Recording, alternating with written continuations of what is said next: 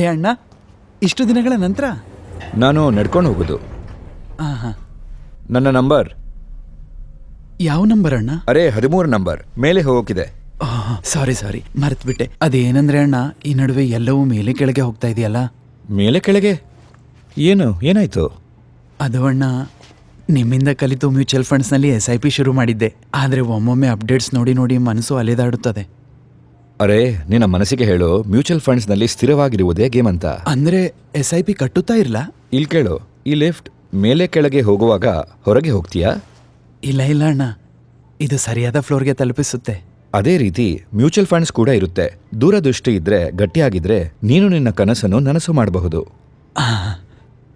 ಥೇಟ್ ನಿಮ್ಮ ಹಾಗೆ. ಸರಿ ಇದೆ, ನನ್ನ ನಂಬರ್ ಕೊಡಿ ಅಣ್ಣ. ನನ್ನ ನಂಬರ್ ಬಂತು. ಓ, ಮತ್ತೆ ನೀನು ಇದ್ದರೆ ನಿನ್ನ ನಂಬರ್ ಕೂಡ ಬರುತ್ತೆ. ಸರಿ ಇದೆ, ಬರ್ತಾ ಇರಿ ಅಣ್ಣ.